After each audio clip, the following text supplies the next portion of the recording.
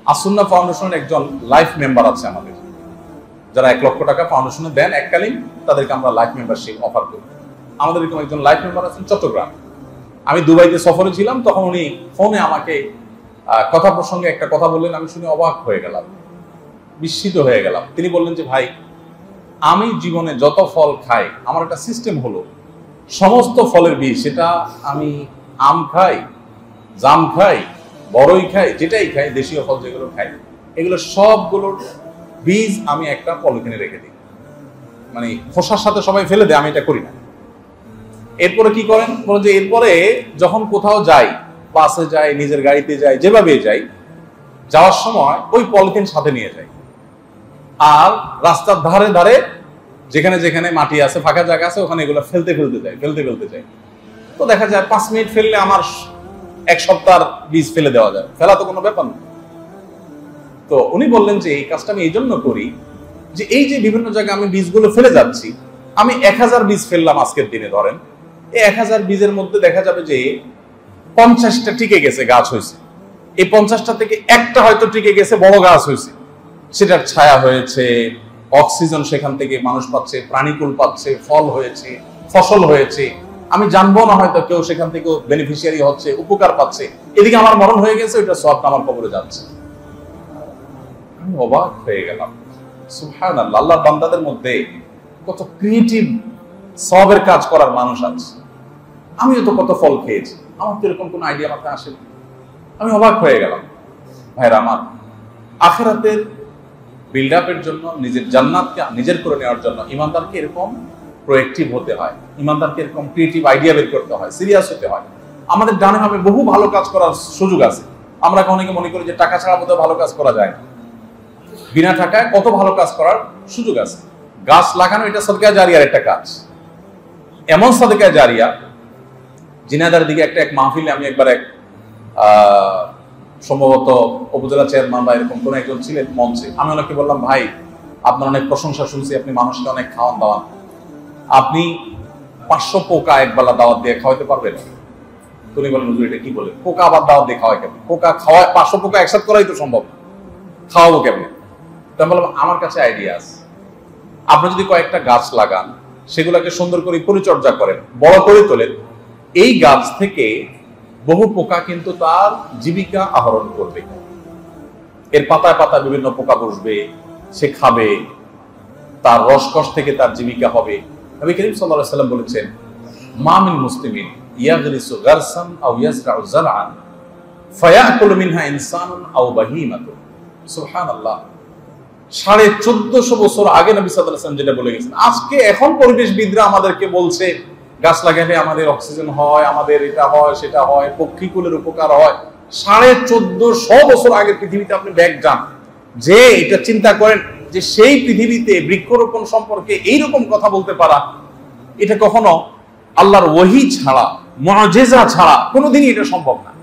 তাও এমন সময় যে আজ পৃথিবীতে ফ্যাক্টরি রেভলিউশনের কারণে, যত্রতত্র কলকারখানা হওয়ার কারণে, কালা হওয়ার কারণে, নানা কারণে আজ পৃথিবীতে প্রাকৃতিক বিপর্যয় হয়েছে। এখন আমাদের বৃক্ষরোপণের ফজিলত বলতে হয় পরিবেশবিদদের। নবী সাল্লাল্লাহু আলাইহি ওয়াসাল্লাম যখন এই কথা বলেছেন, তখন কি পৃথিবীতে প্রাকৃতিক বিপর্যয় ছিল? তখন প্রাকৃতিক বিপর্যয় ছিল না, মরুভূমির পরিবেশ ছিল। সেই পরিবেশে যে কথা বলেছেন, মনে হচ্ছে যে আজকের এই বিপর্যস্ত পরিবেশের জন্য নবী সাল্লাল্লাহু আলাইহি ওয়াসাল্লাম আজকেই হাদিসটা বলেছেন মনে হচ্ছে।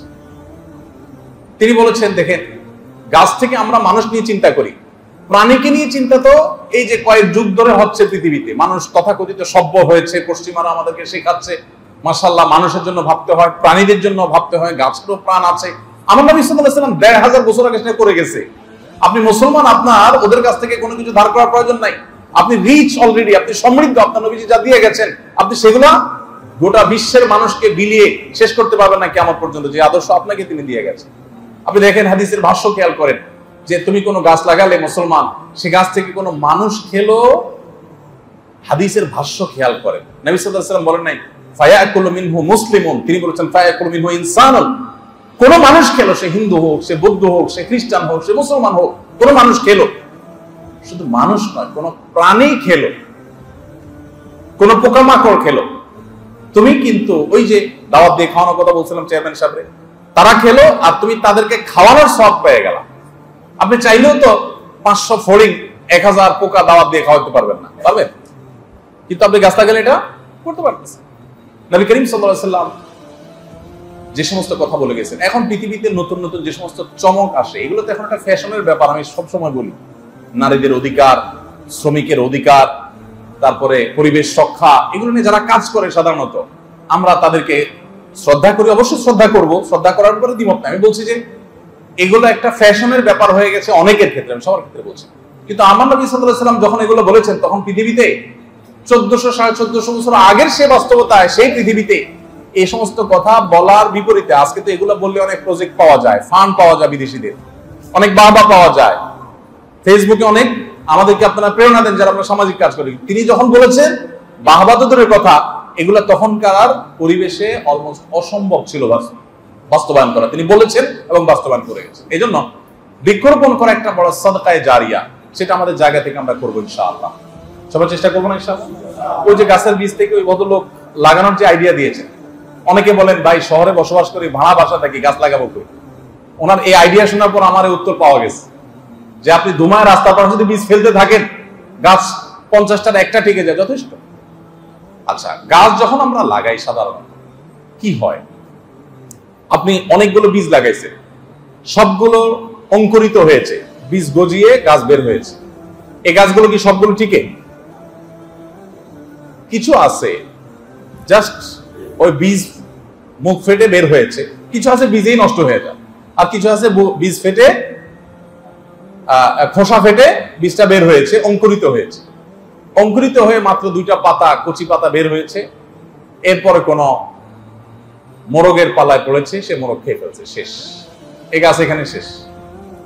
আরেকটা দেখা গেল যে না, মোরগের পালা থেকে রক্ষা পেয়েছে, সে আরেকটু বড় হয়ে গেছে, 4-5টা পাতা হয়েছে, 1-1.5 হাত হয়েছে, এখন আর মোরগের নাগালে নাই, বাট ছাগলের নাগালে আছে। কোন একটা ছাগল এসে মফস করে তার মাথাটা খেয়ে ফেলছে, শেষ। এটা এই পর্যন্ত। অন্য কোনো বীজ হয়তো সেই যে নাগালটা, সেই নাগাল থেকেও সে আরো বড় হতে পেরেছে, দেখা গেল সে আরো বড় হয়েছে, এখন আর ছাগলের নাগালে নেই, মাগার কোন একটা গরুর নাগালে পাইছে, গরু সেটা খেয়ে ফেলছে। হয় কি হয় না? আবার কিছু আছে গরুর নাগাল থেকেও মুক্তি পেয়েছে, আরো বড় হয়েছে, এখন আর গরু খেয়ে এটাকে শেষ করতে পারে না, মাগার কোন বৃক্ষ নিধনকারী মানুষের পালায় পড়েছে, দা দিয়ে কোপ দিয়ে শেষ করে ফেলছে, সে ওখানে শেষ। আবার কিছু গাছ আছে যে এই সকল বাধা ডিঙ্গিয়ে বিশাল মহিরূহ আকার ধারণ করে, তখন মানুষও সেটাকে কাটতে 10 বার ভাবে বা কাটতে পারে না চাইলেই। সে গাছ থেকে ছায়া হয়, অক্সিজেন হয়, অনেক মানুষ উপকার হয়। তাহলে আপনি যখন বহু বীজ লাগাবেন, তার কোনোটা মুরগির পেটে যাবে, কোনোটা ছাগলের পেটে যাবে, কোনোটা গরুর পেটে যাবে, কোনোটা মানুষের দায়ের কোপের নিচে পড়বে, আর কোনোটা টিকে যাবে, ওই টিকে যাওয়াটাই আপনার নাজাতের জন্য যথেষ্ট হয়ে যাবে।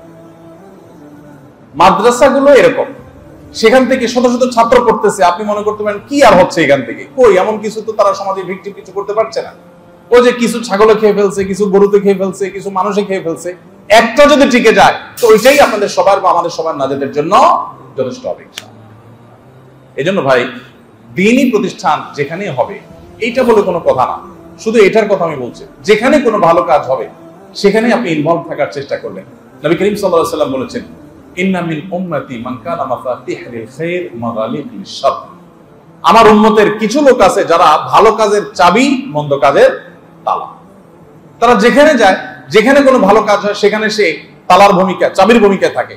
অর্থাৎ সে এখানে হেল্প করলো, কিছু ফান্ড দিল, আরেকজনকে ইনভলভ করলো, সেখানে শ্রম দিল, বুদ্ধি দিল, একটা ভালো কাজকে সে তুলে দিল। আরেক জায়গায় গিয়ে সে আরেকটা ভালো কাজ পেয়েছে, সেখানেও তার সামর্থ্য অনুযায়ী সে লেগে গেল। আর মন্দ কোনো কাজ দেখেছে, সেখানে মন্দ কাজে সে তালার ভূমিকা হয়, মাগালিকুল শার। ওখানে গিয়ে সে থামিয়ে দেয়, একটা অন্যায় কাজ হচ্ছে থামায় দেয়, দুজনের মধ্যে মনোমালিন্য হয়েছে মিটমাট করে দেয়। মন্দ কাজের তালা হয়, ভালো কাজের চাবি হয়। এটা এক শ্রেণী মানুষ। আর অপর শ্রেণী মানুষের এর উল্টা, যত ভালো কাজ হবে সেখানে গিয়ে তালার ভূমিকা পালন করবে। একটা মাদ্রাসা হচ্ছে যে নিজে তো 2 পয়সা দিতে পারবেও না, যা একটা খোঁচানো কথা বলবে। যেমন এক্সাম্পল দেন, কি খোঁচানো কথা হতে পারে? যেমন থেকে কোন ফান্ড বাগায় আনছে কি জানি, কত খরচ করছে আর কত পকেটে রাখছে আল্লাহ জানে, আরেক দান্দা। এই যে কথাগুলো জানি না, শুনি না, আন্দাজে বললাম, এটা হলো মাগালিক লিল খায়র, ভালো কাজের তালার ভূমিকা, মানে ভালো কাজকে বন্ধ করার ভূমিকায় কিছু মানুষ অবতীর্ণ হয়। আবার যত অপকর্ম হবে, খারাপ কাজ হবে, গান বাজনা 2 নম্বর কাজ, সেখানে সে মাশাআল্লাহ বা আস্তাগফিরুল্লাহ সবার আগে।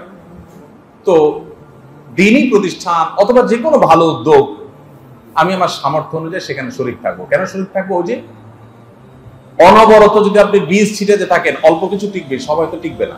আপনি 50টা মাদ্রাসার সাথে এঙ্গেজ আছেন, 10টা চ্যারিটেবল অর্গানাইজেশনের সাথে এঙ্গেজ আছেন, 20টা ফ্যামিলিকে আপনি সাধ্য অনুযায়ী হেল্প করতেছেন। আমি বলতেছি না সব জায়গায় লাখ লাখ কোটি কোটি টাকা দিতে হবে, সাধ্য অনুযায়ী দিলেন, 10, 20, 50 টাকায় দিলেন। আল্লাহ তো আপনার কোয়ান্টিটি দেখবেন, আল্লাহ কোয়ালিটি দেখবেন। এর মধ্যে থেকে একটা প্রতিষ্ঠান হয়তো আল্লাহর কাছে মাকবুল হয়ে গেছে, এখান থেকে হয়তো একজন ভালো আলেম তৈরি হয়ে গেছে, আপনার নাজাতের জন্য হয়তো এটাই যথেষ্ট হয়ে যাবে ইনশাআল্লাহ। এই জন্য আমরা সাধ্য অনুযায়ী চেষ্টা করবো তো ইনশাআল্লাহ। জাযাকুমুল্লাহ খাইর।